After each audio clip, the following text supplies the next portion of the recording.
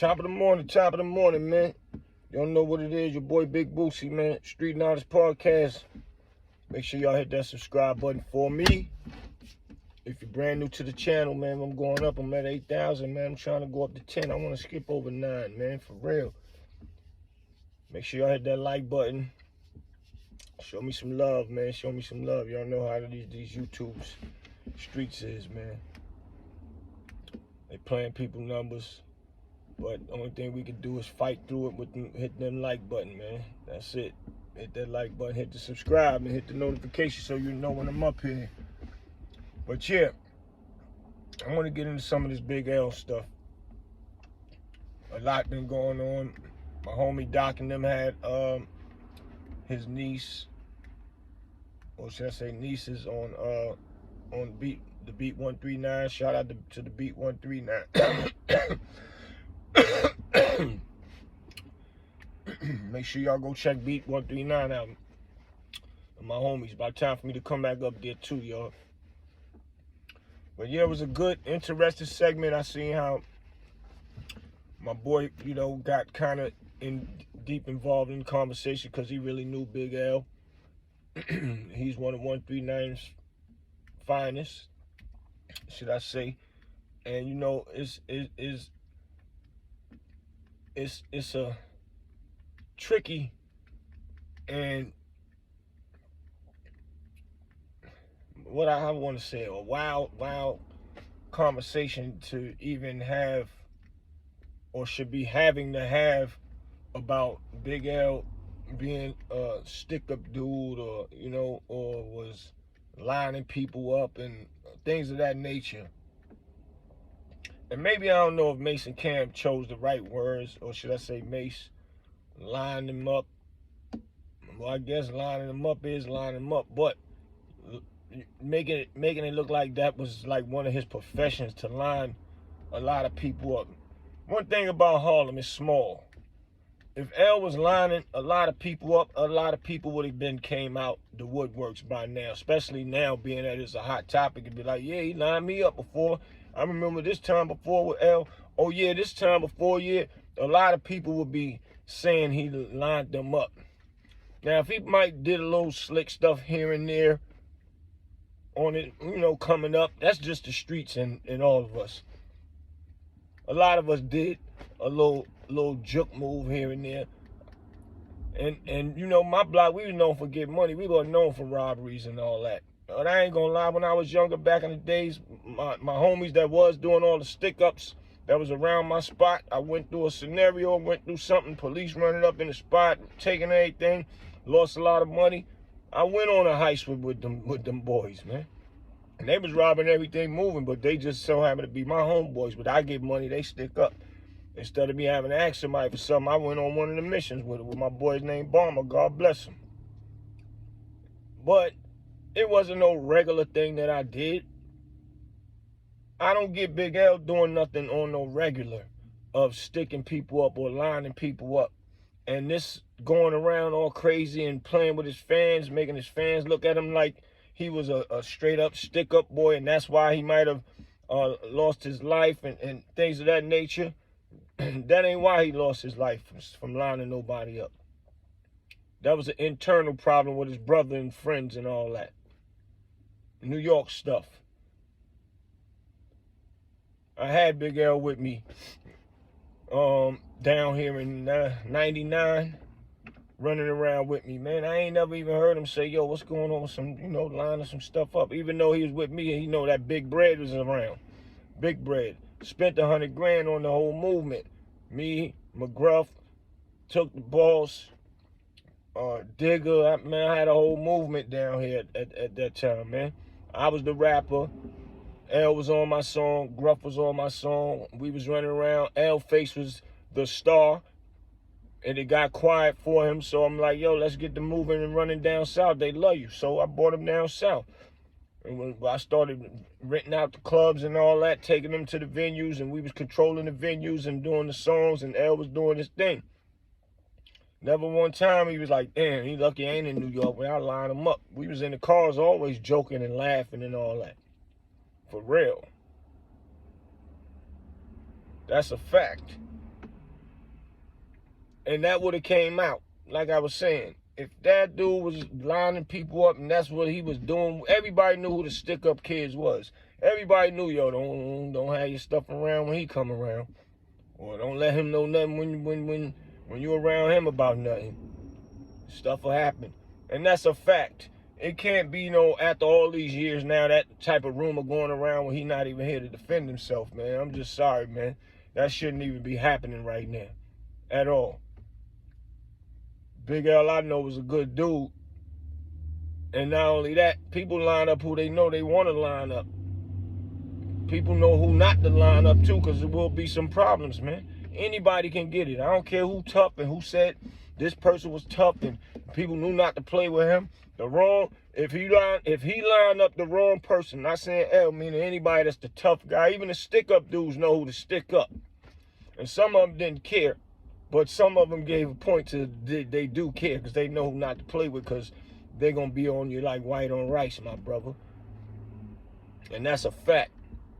And I ain't got to name no names. A lot of y'all already know the names of the real Harlem gangsters. Was nothing to play with. They ain't have no stick-up dude problems and none of that. Period. At all. So, I don't get this Big L lining people up like that was on a regular thing that he did. And, rumor has it, Mase my dude, nothing against Mase, but everybody was saying Mase was acting funny back in the days, and they were saying that's probably why he did that to Mase. He felt like, damn, you was down with us, now you getting a deal, and you rocking and rolling, and, you act like you forget where you come from. And, L had the deal before Mase, but once they signed Nas, they kind of like started slacking on Mase. I mean, on Big L, with his career and all that. But his name was still holding, because his lyrics is undeniable. But, sometimes that happen like that. Labels do some little cross-war bull crap. But I give Nas big respect, big shout to Nas, man, especially for showing love on this project, coming to the block, taking a picture, doing the first single. That's what real men do, man. That's why Nas is gonna be around for a long time, man, because he do stuff that real men supposed to do, man. Us as black people supposed to do. And he already speak culture lyrics. And he's a stand-up dude, and even showing it in that way right there. I'm sure there's plenty other ways that he has shown it. It's probably not publicized all to the world, but other things that he has done has been publicized to the world. So, you got to shout out Nas and how he moves smooth in his career. But, yeah, ain't nowhere in the world Big L was this type of dude, and the streets not talking about it. If he was lining people up like that, nah, he ain't gonna just line everybody up. Even with the Dame Dash story, Dame still standing on it, saying that was a fact and that was true. And a lot of people were saying, well, where was he taking the work at going up the hill? Dame used to be at 3333, that's on Broadway, and he used to get money with the dudes up there. Now, he might have got some birds from down the hill. And probably didn't even say nothing to him, and a lot of people did that. Don't say nothing to nobody what's in the car, because they don't want them to be scared if they do get pulled. But my point with Dame was, when you was getting pulled, you told him about it. You should have just kept it quiet. And or why you didn't tell nobody if you had work in the car. You got work in the car, you got to let people know. Because let them have that choice to want to get in that car or not. And if I get in that car, just know that when we get pulled, it's yours. So, Dame said he'd take responsibility for what's in there and all that. So, that's a plus right there. But still, I like to give a person an option. But still, they saying if Big L was known that work was in that car, he would have lined you up. It wouldn't have probably been that easy. Because if I pull up and tell you, yo, ride me up the hill. Come on, man, what y'all doing, yo? Ride with me. We riding. Even if I told you work in the car, you ain't going to have time to line it up that quick and fast and easy anyway. Now, maybe you might set something up for later to try to line something up. That's different, but that didn't make sense to me either. If L knew work was in the car, he would have lined you. That don't even make sense for it to even happen like that at all. And you can't line people up and them just straight up knowing about it. It just it happening like that. And even if so, that means he lining people up. It'd have been people coming to that block a lot looking for L, man. Because everybody ain't soft. Everybody ain't soft. Everybody ain't going for none of that at all. And once again, that with his brother, I mean, that with L being passed away had nothing to do with nobody lining nobody up or none of that, because they would have been spoke about that ASAP. So that's not the case. But L was a good dude. The last time I seen him was when I went to his crib and told him after he came back from down south. I had sent him and Gruff and them back to the city after our work was done. And then I'm like, yo, man, we did a great impact on people down here, man. I called L. I said, man, I got to talk to L when I get to New York. Because we need to just put his album out. I'll put the bread behind it. And when I got to the city, I called him, see where he was at. He was at his crib. And I went to the city, went to his house. He was in there putting his clothes on, as a matter of fact, and changing. And, well, I'm thinking he getting ready to, getting his gear on and all that to come outside. But he was like, he got a meeting with Jay-Z and them, because I'm telling him, yo, bro, we might as well just go ahead and get on the same bandwagon. You get on my label, I'm going to back it with the bread. He was like, well, he said, I wouldn't have a problem with it, but I got a meeting with Dame. He said I had a meeting with Jay-Z and Dame. I'm on my way to another one right now. They're going to sign my label, Flamboyant, to Rockefeller.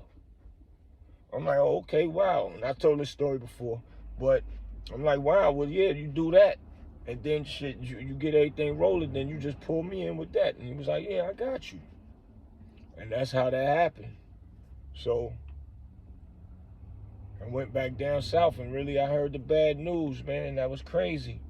But the Big L that I know was a good dude, man. I don't know him for the line of people. I never even heard him even have that conversation. I've been around him we was rolling for about almost 2 weeks, I want to say. A week and some change. However it may go, he ain't never had a conversation. Ain't nobody in my ear, he be lining dudes up. Ain't nobody, nothing. Nothing. At all. And plus Gruff, that's my brother. He already know, don't bring no ignorance around me. But I couldn't see no ignorance. I seen us having fun, snapping, joking, plugging them, putting them onto the girls. The girls loving Big L. That's what I seen. We at the next venue with hotel rooms up and down. We in the Bull City. Everybody showing them love up in my studio. Got people coming through to my studio because they know Gruff and Big L there. Nothing but great conversations, man. I ain't heard them say, I got to get back to the city and line something up, which he ain't have to because I was putting money in their pocket while they was here the whole time anyway.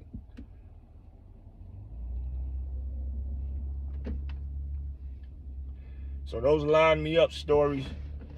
I'm not disputing what Mase saying. I don't know. Anything possible. We ain't saying Big L was no saint because he wasn't no punk. And people might want to do certain things to certain people. And they'll have their own reasons for doing so. I don't know. But all that, him lining people up and all that, and having his character being looked at different from his fan base, that'll mess his legacy up, especially for his family that's up and coming. So I get where they coming from, and I feel their pain and their frustration and why they upset. That's not cool. It ain't. And certain things sometimes is meant to just be left alone. But at the end of the day, another man feel like that's my story. I could tell my story, and it happened to me, and I didn't appreciate it.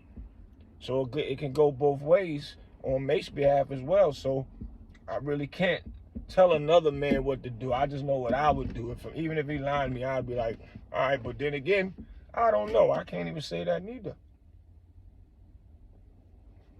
But I would have to have full proof. Because if a dude is out of here and gone, and I feel like I shouldn't respect him, I just got to be honest. I probably wouldn't either. I probably want to tell my story. But I would have to definitely know 100% that it's true. You know, Mase claiming it 100% that is true. But once again, it wasn't. What my point is, Big L was not lining people up like that on no regular, man. And they could say, you ain't never hang with him like that. My brother Gruff and them did. And Gruff know, like, he wouldn't have me around that type of stuff, period. Because he know how we moving at that time. He know what that would have been. Not just with Big L, with anybody, period. Like, lining what up? No. But the Big L that I know was a good dude. All the times that I've been around him, I'm a great judge of character. I can read through the lines of certain things. We would have been seen a sign. Or people in New York is small. We would have known. L be lining dudes up, man. Be careful, hang around that dude. You know who the stick-up dudes are. You know this. It would have been out. Man, people would have been saying it. I ain't heard nobody else say none of that yet that they got lined up.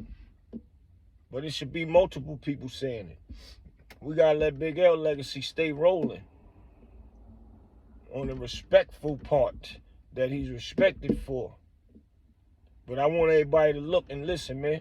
Just because somebody might have lied everybody up, y'all gotta remember, rappers are still come from that ghetto. We come all from that ghetto, and we might do things that we regret doing, but sometimes we don't regret it. If we mad at whoever we mad at, we'll do what we want to do and stand on it.